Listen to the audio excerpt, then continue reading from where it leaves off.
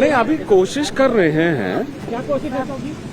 हाँ, आप नहीं जानते क्या कोशिश कर रहे हैं? कोशिश तो आपको कर रहे हो। हाँ,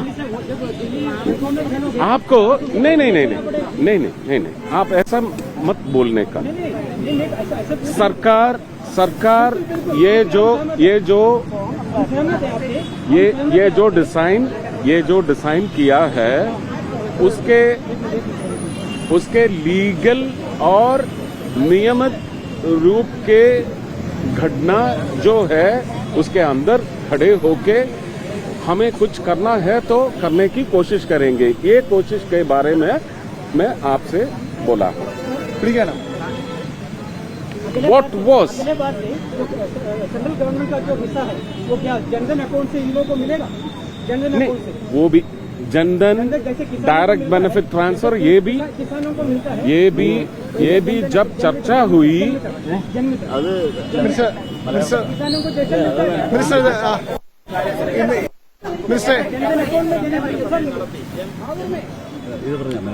आप किस चैनल से हो? Okay. Now, what was my first suggestion when I came here, when they requested my presence here? I told them the only loyal means of the money reaching you is ask the Prime Minister to send the central component, whether it is incentive, anything, through direct benefit transfer. That was my suggestion. I have proposed it to the government, the Modi government. They are thinking over it, but there are some hitches. I'm told about it. But I'm keeping my fingers crossed. It might happen. Because my man there at the helm of affairs is a specialist in surgical strikes. There will be a surgical strike. That is my expectation. होना चाहिए। ये मैं भी चाहता हूँ, उन लोगों को भी ये मिलना।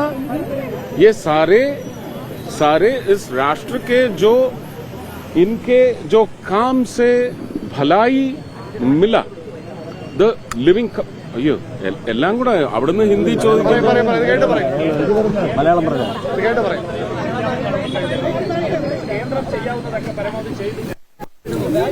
ചെയ്യാൻ പരമാവധിയല്ല, എന്താണോ നിയമപ്രകാരം കൊടുക്കേണ്ടത് അത് കൊടുത്തു കഴിഞ്ഞു.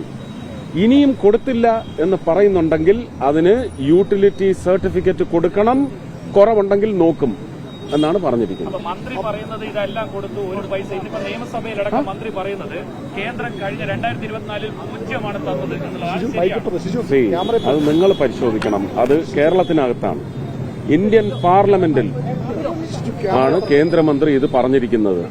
അങ്ങനെ അവിടെ ഓൺ റെക്കോർഡ് നുണയൊന്നും പറയാനൊക്കത്തില്ല.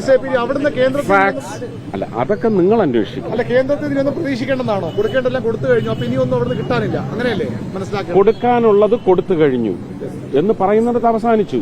ഇനി അത് തെറ്റാണെന്നുണ്ടെങ്കിൽ യൂട്ടിലിറ്റി സർട്ടിഫിക്കറ്റ് അവിടെ രേഖപ്പെടുത്തി തെളിയിക്കണം.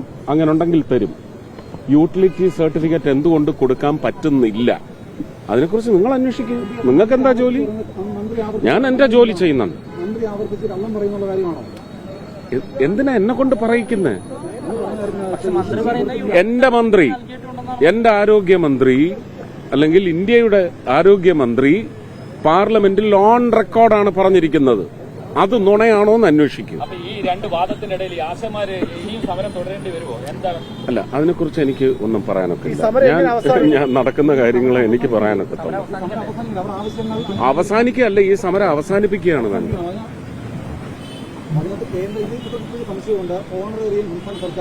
2012 ഈ സംവിധാനം കൊണ്ടുവന്ന് ഇന്നത്തെ പ്രതിപക്ഷത്തിരിക്കുന്ന മഹാന്മാരോട് നിങ്ങൾ ചോദിക്കൂ ഇതിന്റെ ഘടന എങ്ങനെയാണെന്ന്.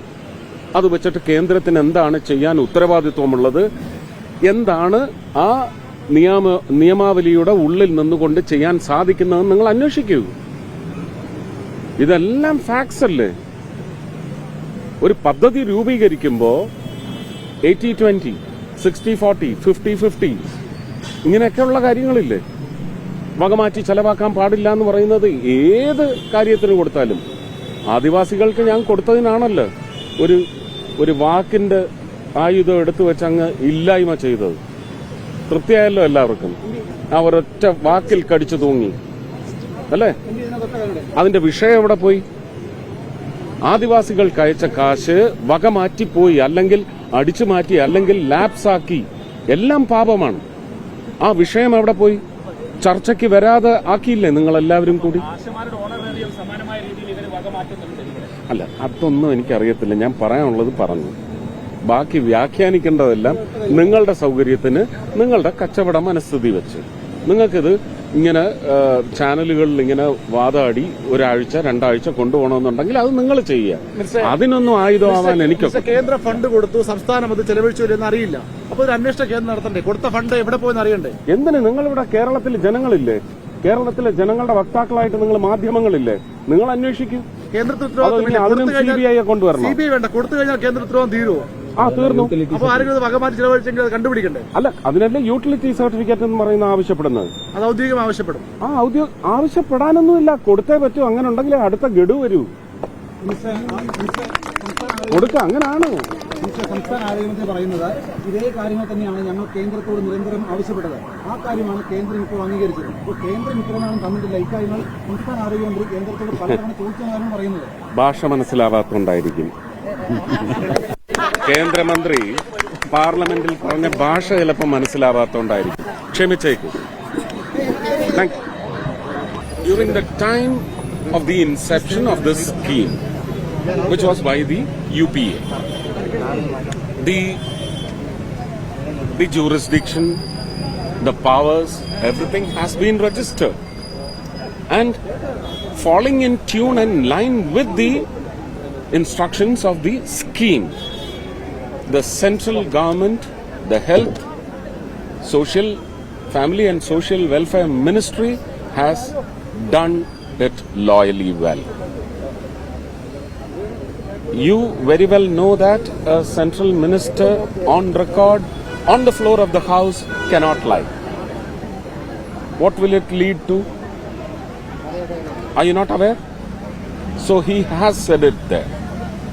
Now you can question the state government. Who has gone wrong? Where have things gone wrong? Correct it. No one is going to hang you. There is time left to get it corrected. Do it. The health minister also says that she repeatedly said that the center didn't give the... See, we are not worried about what they say. Our books will talk.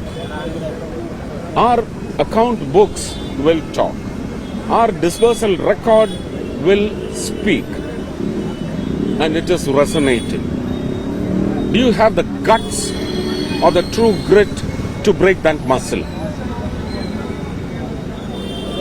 Thank you.